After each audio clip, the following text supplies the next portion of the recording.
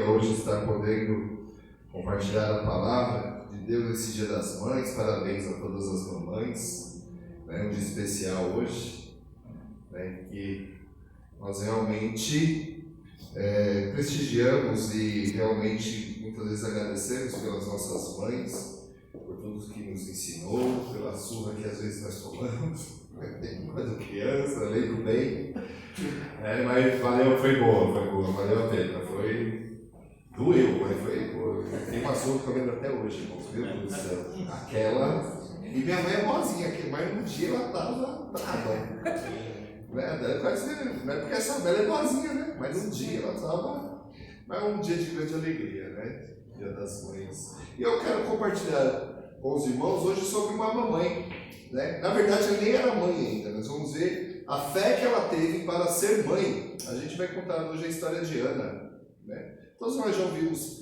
possivelmente, em algum momento da nossa vida, a história e a pregação sobre Ana, sobre a sua história. E na época em que ela vivia, não ter filhos era um problema muito sério, porque a mulher naquela sociedade ela tinha que ter filhos, E muitas vezes nós pensamos hoje, mas que coisa, Parece que era uma obrigação ter filhos. Mas é interessante que na nossa sociedade, quando nós casamos, eu senti isso muito, enquanto a gente não tem filho, todo mundo pergunta, E os filhos? E os filhos? Às vezes levamos 2 anos e meio para ter o primeiro, mas, e aí? Quanto que vai ser? Aí, depois do primeiro, e o segundo? Agora vem a menininha, daí vem outro menino, Não, agora é a menininha, E por aí vai, daí vem, nós obedecemos a sociedade, Mas, conforme nós andamos, nós pensamos, mas para o passado, a gente vai perceber que a importância de ter filhos sempre foi muito grande, Eu olho para a família do meu pai, minha avó teve 15 filhos. Eu falei, nossa, guerreira, 15 anos grávida, já pensou? Terrível, Mas era a sociedade, naquela época, 1950, 1940, por aí, a mulher com menos de 5 filhos era considerada só 5, É a sociedade, irmãos, é o modo de pensar a vida, o modo de pensar a família, que vem mudando muito. Eu vi um especialista falando, eu achei interessante, ele falando do Japão. Ele falando sobre o colapso que hoje o mundo pode estar vivendo por falta de gente.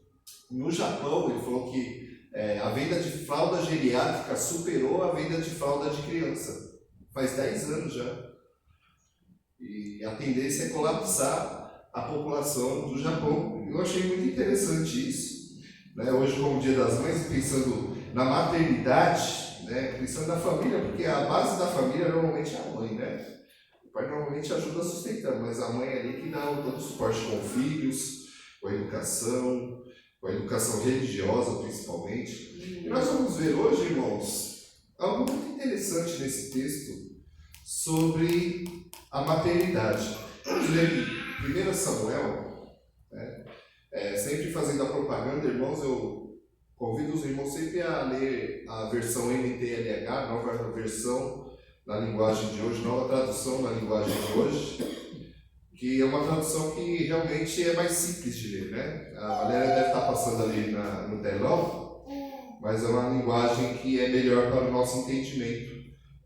Tem Bíblias que a gente precisa de um dicionário do lado, Pensa, nossa, Cuidado com a concupiscência dos olhos, concupiscência da carne. Você fala, nossa, O que será que é concupiscência, E por aí vai. Eu gosto muito de rogo-vos, pois irmãos, Ninguém usa rogo-vos no português, é muito difícil, Mas, quanto melhor e mais clareza nós tivermos da palavra de Deus, melhor. Quanto mais clareza para nós vivermos e entendermos a palavra do Senhor. Então, irmão, já está ali na tela? Não? 1 Samuel capítulo 1, versículo 9. 1:9. É que eu estou tão acostumado com esse texto, para mim já está tudo certo, eu não falei, Então, 1 Samuel capítulo 1, versículo 9. O título da minha Bíblia é Ana pede a Deus um filho. Amém?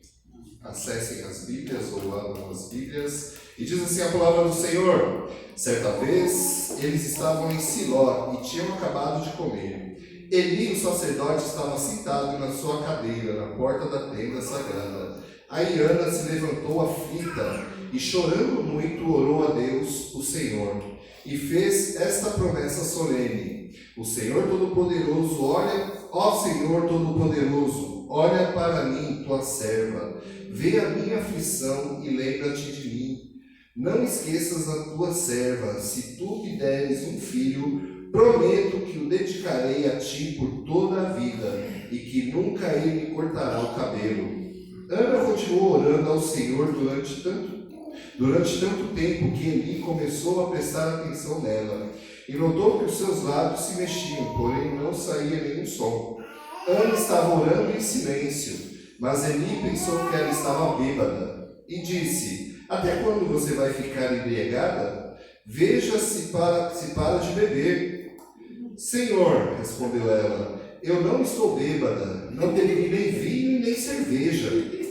Estou desesperada e estava orando, contando a minha aflição ao Senhor. Não pense que sou uma mulher sem moral.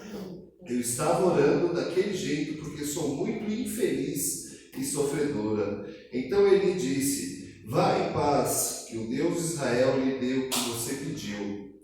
Que o Senhor sempre pense bem de mim, respondeu ela. E saiu então, comeu alguma coisa e já não estava tão triste. Amém. Amém. Irmãos, em pleno Dia das Mães, escolhi um texto de uma história que a protagonista nem era mãe ainda, né? Ela estava pedindo a Deus. Mas esse texto, irmãos, tem tudo a ver com uma coisa que se chama fé. Pela fé, né? Muitas vezes, irmãos, a fé, ela conta com eu não sei o que vai acontecer. Eu não sei. Muitas vezes é se lançar no escuro e deixar. Segura na mão de Deus e vai. Né? Então, nesse texto, eu quero compartilhar com os irmãos 3 momentos, né, que pode acontecer nas vidas de todos nós. Né? Nesse texto tem 3 momentos muito interessantes que sempre acontecem em nossas vidas, de um modo geral. Né? O primeiro momento desse texto, irmãos, e que todos nós, se não passamos, estamos passando ou vamos passar, é a aflição. Nós vamos ver no versículo 10 e 11 que Ana estava aflita. Por quê, irmãos? O contexto de família dela era bem complicado. Ela era casada com Eucana, e Eucana também tinha uma outra esposa chamada Penina. Ele tinha 2 esposas. Né? E quando nós olhamos o Antigo Testamento, vemos que alguns personagens da Bíblia tinham mais de uma esposa. Então Deus ele aceita. Na verdade, irmãos, Deus tolerava quando o homem tinha 2 esposas. Porém, a gente vai perceber que sempre deu problema. Porque não é esse o plano de Deus. É uma esposa só. E olha lá, tem que cuidar bem da esposa, né, irmãs? Tem que cuidar bem da esposa, é uma só. Né? Mas vemos que ele tinha 2 esposas e tinha muito problema naquela família. Porque como nós podemos pensar, uma esposa só, às vezes já temos bastante problema de 2, né? Então, né? Mas ela tinha problema porque Penina, ela tinha bastante filhos. Ela tinha filhos e ela era desprezada porque não tinha nenhum filho. Uma sociedade que a mulher necessariamente, como falamos anteriormente, tinha que ter filhos. E ela não tinha. A sua madre era fechada, como diz em outras traduções. Então, irmãos, nós vemos que ela passava sempre por aflições. E isso tem tudo a ver com a nossa vida. No século XXI hoje, na nossa cultura, na nossa vida. Em algum momento, nós vamos passar por aflições. Em algum momento, vamos passar por tristeza, por lutas, ou estamos passando neste momento, ou vamos passar em algum momento. Mas, irmãos, ela passava por aflição. Que está no versículo 10 e 11 que diz o seguinte: Aí Ana se levantou aflita e, chorando muito, orou a Deus, o Senhor, e fez esta promessa solene. Então vemos aqui, irmãos, antes de continuar, que ela estava aflita, chorando, mas ela estava na casa de Deus. Ela estava na igreja. Eles subiam a Jerusalém para orar todo ano. E ela estava na presença do Senhor. Ela estava na presença de Deus. Isso não impediu que ela passasse por aflição, isso não impediu que ela passasse por tristeza, isso não impediu que ela tivesse um momento difícil, mas ela estava na presença do Senhor. E isso é muito importante para nós sempre lembrarmos, irmãos. Vamos passar por aflições, mas como é importante estar na casa do Senhor, em comunhão com os irmãos, em comunhão com Deus, no momento de choro, no momento de angústia. Porque, irmãos, vai chegar. Aí, pastor, você só prega coisa ruim. Não é, porque a vida é assim, irmãos. A vida é assim, é normal. Uma vida normal vai passar por aflições. Numa vida normal, você passa por tristeza, você passa por dor. Mas o importante é como você lidar com a situação e onde você está quando a situação acontece. Ana estava na casa do Senhor. Ana estava na presença de Deus. Ana estava chorando, estava aflita, mas estava na presença de Deus. E isso traz uma lição muito forte para a vida de cada um de nós, irmãos. Muito forte, de vivermos a fé no Senhor, de vivermos na presença do Senhor, de vivermos em comunhão com os irmãos na igreja. Hoje é igreja, porque de 1 Samuel até hoje passou muita coisa, e a igreja foi fundada pelo nosso Senhor Jesus Cristo, onde nós precisamos ter a comunhão, apoiarmos uns aos outros, darmos o ombro muitas vezes uns aos outros. Uma vez eu dei uma aula de escola dominical, se eu não me engano, sobre a diaconia do ombro. Alguém já ouviu falar da diaconia do ombro? A diaconia é o serviço, e o ombro é você dar o ombro para alguém chorar nele. É a diaconia do ombro, né? Existem várias diaconias, a diaconia do bolso, a diaconia de prestar o serviço em si. Existem, irmãos, várias diaconias e somos chamados, eu me converti. Não foi simplesmente para vir à igreja e ficar sentado, é importante, mas Deus te chama para algo sempre muito maior e sempre melhor. É interessante que nós vemos que na pandemia nós assistimos muitos cultos pelo computador, né? Para mim era terrível, né? Era horrível, né? Mas muitas pessoas muitas vezes acostumaram-se a essa vida, né? E Deus te chama para a igreja, e Deus te chama para a comunhão, para o serviço, para a diaconia.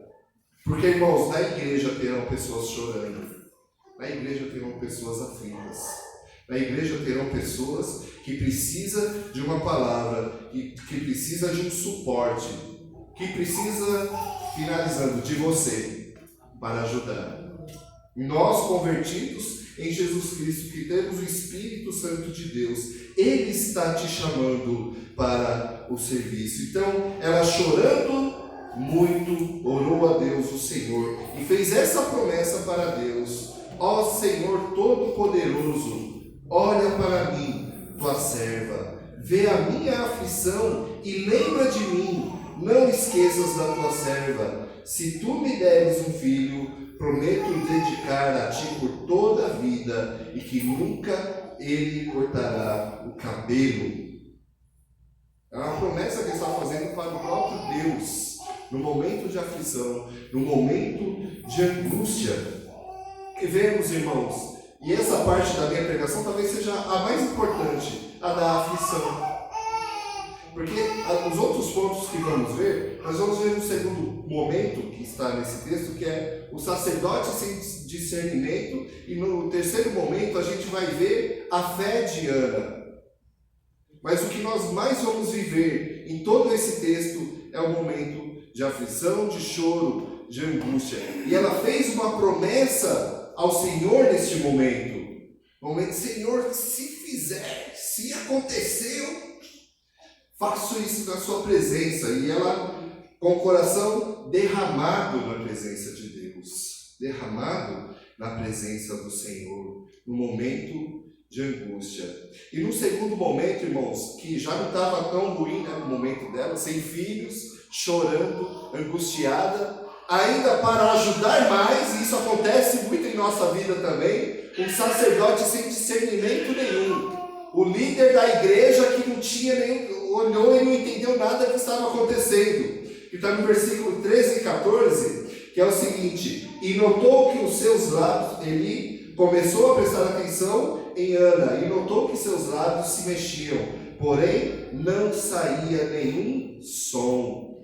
Ana estava orando em silêncio, mas ele pensou que ela estava bêbada. Olha a diferença, ela estava simplesmente orando em silêncio, angustiada, chorando, e o sacerdote, aquele que era o líder daquela comunidade, olha para ela: você bebeu, você está bêbada, né? Sem discernimento. A angústia dela já não era tão grande, e muitas vezes nós podemos pensar em nossa vida, né? Nada é tão ruim que não possa piorar, né? Às vezes acontece, você está já numa situação complicada. Eu lembro de um rapaz que eu conhecia que, se eu não me engano, a mulher dele estava internada. Ele foi com o carro dele ver, né, visitar. Aí quando ele voltou da visita, roubaram o carro dele. A mulher dele estava... É uma situação, sabe, nada é tão ruim que não possa piorar. E vemos aqui, irmãos, que ela já estava aflita, e aí vem o líder, não entende nada e piora a situação. Às vezes pode acontecer em nossas vidas. Pode acontecer, vai acontecer ou está acontecendo. Além de estar sofrendo angústia, alguém chega: você bebeu? Você está bêbado? Que jeito é esse que você está fazendo as coisas? Né? E isso, irmãos, muitas vezes é para testar a fé. Se você está firme mesmo. Porque quantas e quantas pessoas que frequentam igrejas, estão em igreja, vai estar ali, vai se falar um pouco, se acontecer uma coisa: não é esse Deus que eu quero, não é isso que eu quero para a minha vida, abandonei. Uma coisinha de nada. E vemos aqui um momento de tristeza, mais tristeza ainda, né? Observou errado, falou errado o sacerdote, observou, viu tudo errado, falou tudo que não podia ajudar e não ajudou. Não ajudou. Só piorou a situação. Piorou bastante, né? E ela... Eu achei interessante essa tradução aqui, né, irmãos? No versículo 15: Senhor, respondeu ela, eu não estou bêbada, não bebi nem vinho nem cerveja. Está nessa tradução aqui. Será que existia cerveja naquela época? Eu não sei. Diz que é do Egito, né? Nossa, né? Só faltou colocar aqui: eu não tomei uma breja, né? Não tomei. Fui no churrasco, tomei uma breja e vim para cá. Não. Então, irmãos, é muito interessante, eu acho interessante essa tradução aqui, né? Então, mas ela fala do seu desespero, versículo 15 ainda: não bebi nem vinho nem cerveja, estou desesperada, estava orando, contando a minha aflição ao Senhor. Mais um ponto aqui, irmãos: para quem você conta a sua aflição? É muito importante isso. Para quem você conta a situação que você está passando? Ela estava contando para o próprio Deus o seu momento difícil. Ela estava contando, entregando nas mãos do Senhor a sua aflição. Ela estava orando ao Senhor. E mesmo assim, a situação parecia que só piorava. No versículo 16 ela disse: não pense que sou mulher sem moral, estava orando daquele jeito, porque sou muito infeliz e sofredora. Muitas vezes, irmãos, viemos à igreja e queremos uma palavra de tantas bênçãos, né? De repente, até agora só foi sofrimento, né? Aflição, um sacerdote sem discernimento, observando errado, falando errado, não ajudando, e ela ainda se colocando na presença do Senhor e dele, do sacerdote: eu estou infeliz, eu estou pedindo a Deus, estou clamando ao Senhor, estou colocando nas mãos dele. E é isso, irmãos, que precisamos fazer em nossa vida cotidianamente, todos os dias, deixar na mão do Senhor, nas mãos do Senhor. Essa mãe, que ainda não era mãe, mas já tinha os sofrimentos de mãe, né? Eu estava contando hoje pela manhã, se alguém já foi em porta de cadeia, em dia de visita você vai ver que a fila sempre é de mãe, sempre é muita mãe, né?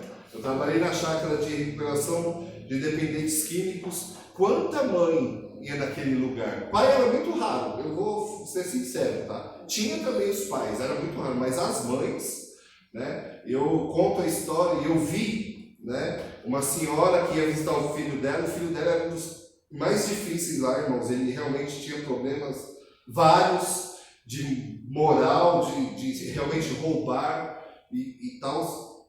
E ela ia. Ah, mas ela tinha saúde? Não. Ela tinha uma perna um lado, parece que era paralisado, totalmente. Ah, mas ela ia de carro? Não, ela não ia de carro. Para quem já foi lá, a subida lá é bem íngreme, bem longe, e ela estava disposta a subir a pé até lá, porque lá é uma subida e para chegar nas chácaras depois você desce. É uma descida assim. Então, irmãos, e ela estava disposta para visitar o filho dela naquela situação, toda cheia de enfermidades. Mas era o filho dela. É o meu filho. Ah, mas é o meu filho. Né? As aflições que ela passou com ele, não importava, era o filho dela. E isso, irmãos, nós temos que aprender com as mães. E nesse caso, ele já estava sofrendo antes porque não tinha filho. E sofrendo a aflição, e sofrendo o preconceito, e sofrendo discriminação. Mas mesmo assim, ainda ela permaneceu firme. É mais um momento da vida, irmãos. Permanecer firme. Porque agora nós temos onde ficar firme, que é a rocha, que é Jesus Cristo. Amém. Nós temos onde ficar firmes, porque o Senhor Jesus Cristo está conosco hoje. E ela permaneceu firme no seu propósito. Então Eli, mesmo depois de não ter ajudado, depois de ter observado errado, de ter falado errado, ele vai para ela e fala: vai em paz, que o Deus de Israel lhe deu o que você pediu. E vamos ver aqui, irmãos, um terceiro momento, que é o momento da fé. Eu gosto muito de Hebreus 11:1, onde fala que a fé é o firme fundamento das coisas que se esperam, a prova daquilo que não se vê. Ela não tinha filho ainda. Não tinha acontecido nada ainda. Porém, quando nós vemos no versículo 18, que o Senhor sempre pense bem de mim, respondeu ela. E saiu, então comeu alguma coisa e já não estava tão triste. Ela confiou. Ela começou a confiar que não tinha acontecido nada. Ele simplesmente, o sacerdote que estava totalmente sem discernimento e fazendo tudo errado, ele só deu uma palavra para ela, uma palavra de ânimo. E ela se agarrou a essa palavra com tanta força, irmão, que o ânimo dela mudou, que o semblante dela mudou, que tudo mudou na vida dela, apesar que na realidade não tinha acontecido nada. Mas ela confiou, porque a fé é o firme fundamento. É a prova daquilo que não se vê. Eu não estou vendo, mas eu creio. Eu não estou vendo, mas se não acontecer, pelo menos eu já fiquei feliz. Foi a atitude de Ana, irmãos. E essa precisa ser a nossa atitude na vida. Porque, irmãos, como nós vimos até agora, parece que tudo só vai piorando. Mas nós temos que ficar firmes na presença do Senhor. Nós temos que confiar nessa palavra que temos acesso agora. Nós temos que confiar no Deus que criou todas as coisas, principalmente a sua vida e a minha vida. Que passaremos por momentos de aflições, mas, irmãos, a fé em Jesus Cristo, não é somente a fé, porque muitas vezes as pessoas hoje estão dizendo: é importante é ter fé. Não, irmãos, no que você tem fé é importante também. Não é fé em qualquer coisa, porque o ser humano tem a capacidade de ter fé em qualquer coisa. Quando nós olhamos o Antigo Testamento é muito interessante. O povo sai do Egito depois das 10 pragas, Deus fazendo um monte de coisa, Deus abre o Mar Vermelho, o povo passa, Deus dá mais um livramento. Olha que interessante, passa alguns meses, o povo está fazendo bezerro de ouro.